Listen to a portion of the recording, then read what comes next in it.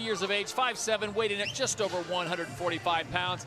He has a 69-inch reach. Miguel Torres, 32, 5'10", 145.2 pounds, and a 72-inch reach.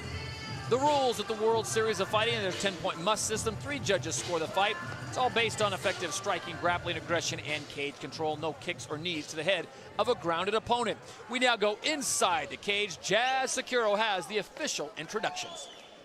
Here we go, South Florida. This fight is scheduled for 3 rounds in the World Series of Fighting featherweight division. And now introducing, fighting out of the blue corner, his record is impressive. 40 victories versus 6 defeats. He stands 5 feet 10 inches tall and weighed in at 145.25 pounds. He's here tonight from Chicago, Indiana, introducing Miguel Torres.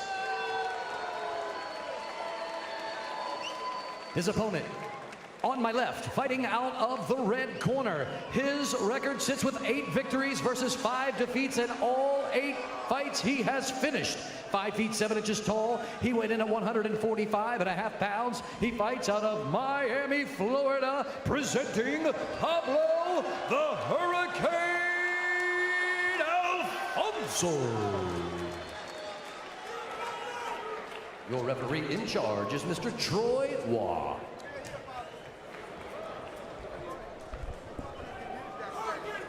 Velcro.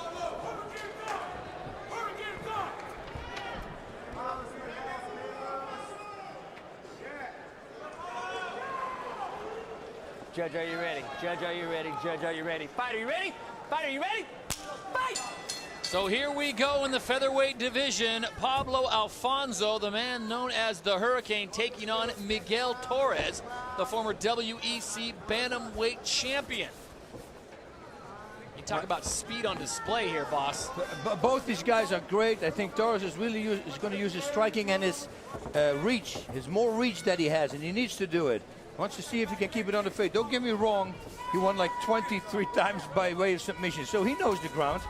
But that's the bread and butter for his opponent. So if he can keep it on the feet, he's stronger there.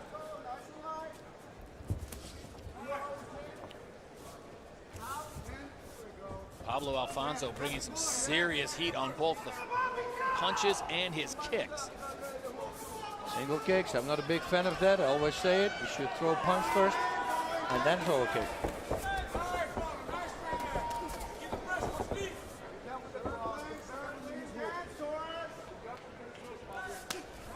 Nice inside low kick there, though, Alfonso. Both these guys have experienced backgrounds. Pablo Alfonso, a former Strikeforce fighter, now with the Championship Fighting Alliance. And Miguel Torres, we've already talked about him. Young man already has 46 professional fights at 32 years of age. Yeah, that's crazy. Oh, that was a big power shot. Oh, he's hurt. Yep. Uh-oh. Alfonso comes in, swinging, trying to end this early. Torres trying to recover. Torres is down. Torres is still fighting. Let's see if Alfonso now is going to go maybe even for a choke. He needs to keep him close. Torres is still thinking. Puts him in the guard, keeps him close. Torres has been in this situation before. He has been in some absolute wars, just trying to slow down the pace of Pablo Alfonso. Looking for an armbar here. Nope. Alfonso pulls it out. He's got a great ground game himself. Some up kicks there. He's still in the game. But he got rocked. Wow. His hands look great. I thought that with way more submission victories, that he really wanted to go for the ground, but he's got some powerful striking. Those uppercuts were nasty. Gives Torres an opportunity to catch his breath and regroup.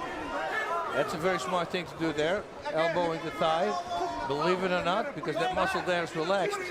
Will do a lot of damage. Looking for an arm and guillotine here. Torres is, if he can go around the neck and then can move away from the cage.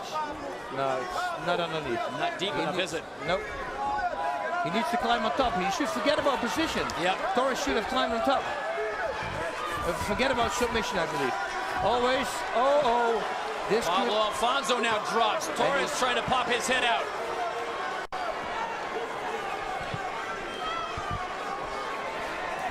That's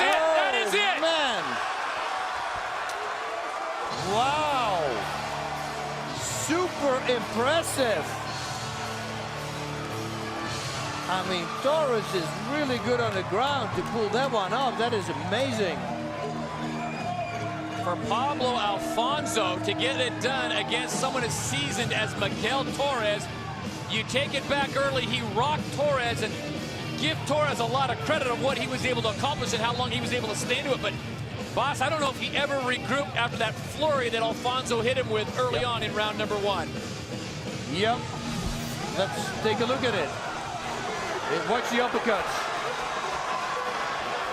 Sonny's going to rock with him. There, 2 uppercuts, landed flush. Full power on him now. He just keeps on working here and here, yeah. It was he gives deep the enough. space. Torres knew right here, he started feeling it. You know, once you pull your opponent loose from the mat, that means he can crank that shoulder backwards. And that will put on the choke. I say it all the time. It's better to put him on his back. Push all the way forward. And push the shoulders from your opponent on the back so he can't arch back. Works also with a rear naked choke. But still, he has to be a little bit lucky there also. But that's a great defense. I'll put it on video.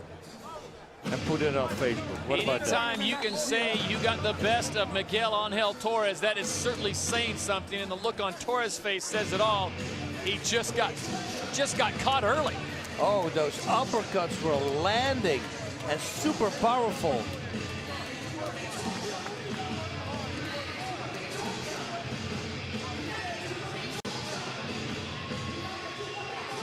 With the official decision, we go inside the cage, and here is Jazz Securo. Ladies and gentlemen, this fight ends with a tap out due to a guillotine at 3 minutes and 5 seconds of the very first round. Your winner, Pablo the Hurricane Alfonso. One more fight.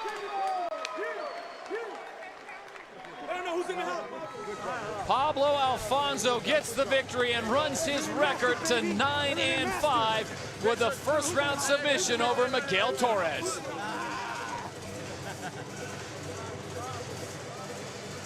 That's 2 knockouts and 7 submission victories now. Wow.